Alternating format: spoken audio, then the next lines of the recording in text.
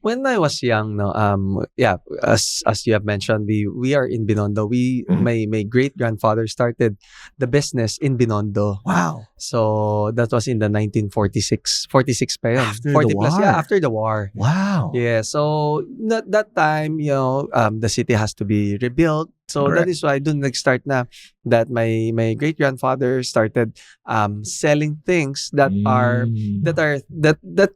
para ma-build na ang mga nasira, no. Galing. So that was the time when, and then after that, fast forward, when my grandfather and my father is doing the business already, and usually ang Chinoy naman lagi in Binondo, nasa taas ang bahay, nasa baba ang hardware. Correct. So that is the typical setup that we had also. Yeah. So when I was young, it started when I was in elementary. Okay. Every time, pag summer na, they will call me, come down, you help us, you're not doing anything.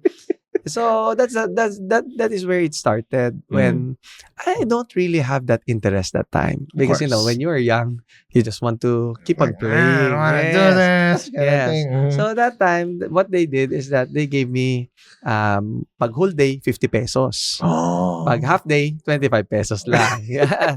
So that is where it started. So mas interesting kasi may pera. Yeah. But when wala, yan. So those were, but it's really good that, at my early young days pa, they are already training me ma-expose na sa business. Yeah, that's amazing. And I'm very, very curious because, again, entrepreneurship is taught not by saying but by doing. That's true. You probably just don't realize it back then. Yes. But you're basically being ingrained with the necessary tools. What were those learnings or lifelong learnings na from generation to generation that you remember being passed down to you when you were younger, that you're carrying it on today when you're the one running the business now?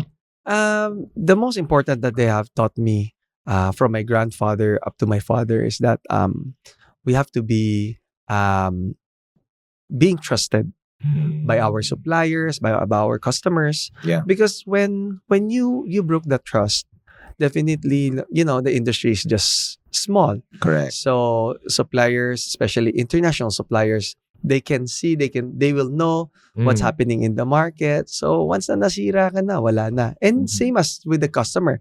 If they know that you are not selling a good quality product, sabi nila, shortcut yung supplier na yan. Don't go there na.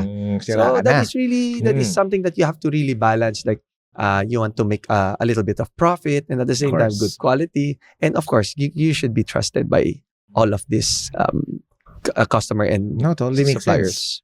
And that's very, very important because especially in the construction business, right? Every single tool, pun intended, is very important. Walang shortcut. You're right. And anything that you do a shortcut, there are lives that are going to be affected because of we're building structures and houses and buildings and whatnot. That's very important. But I'm very curious. So let's go back to your story. Diba? You were forced to do this. I'm very curious about the skills you developed early. So, okay, merong monetary reward per se, but what are the first skills that you remember doing while you're being trained to technically take over down? That time, I don't really understand why my dad and my grandfather was telling me, you go to the warehouse, you help them to pick the orders. Okay, yung pick, you have the sales order and then you pick all the items for the customer. So, they did not ask me to pack it naman. Okay. So, they just asked us to pick. Okay. So, sabi ko, I don't really understand. Why should I do that? Meron namang mga tao dyan. Correct. Why me? Okay. And then, indirectly, they are already teaching me, like, you should know your product. These are the things that are sellable in the market. So, yun yung idea nila. Not really to ask you to have the hard labor. Love it.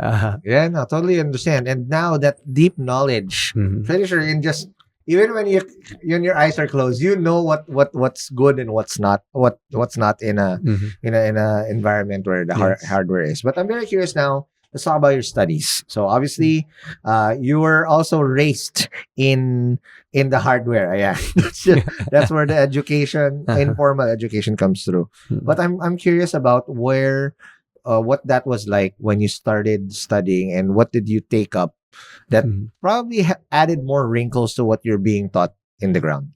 When I was about to go to university, I want to study business. But that time, the course that I am looking at, wala namang normal na business because I studied in College of St. Benilde. Okay.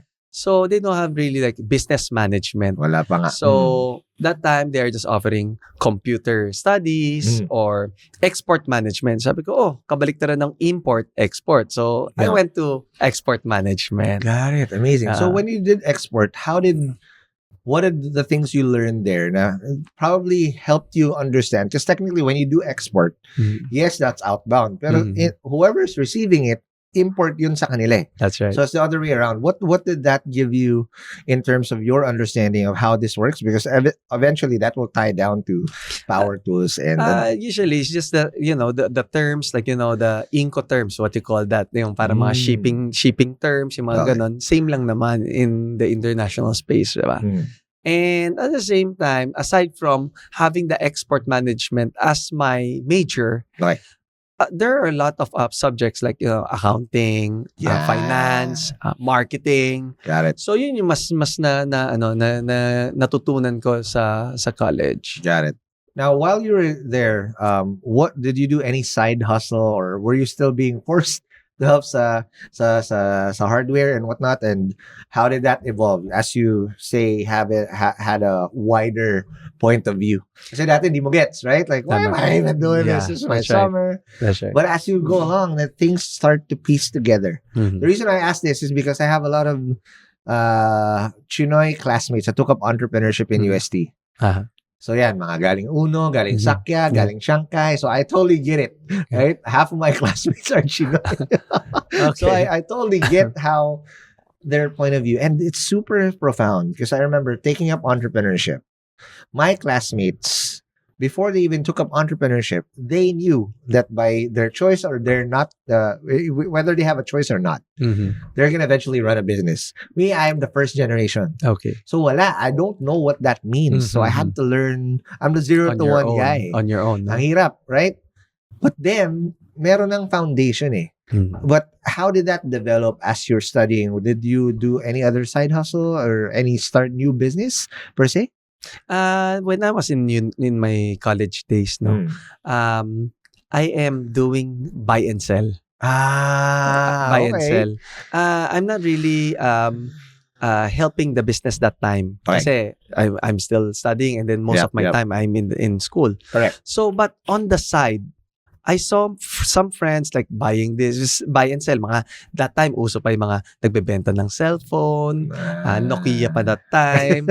So, yung mga yon. And then there are a lot of things like mga wireless telephone na parang may long range, yung mga ganun. There are a lot of things. As long as anything na ma-offer sa akin, I'll offer it also to my friends. So anything under the sun, any products, as long as I'm interested, and sometimes car parts, this and that. So yun yung mga naging, I think those days, it developed me for my skills of like dealing with people. Doon ako mas natutunan na how to deal with people.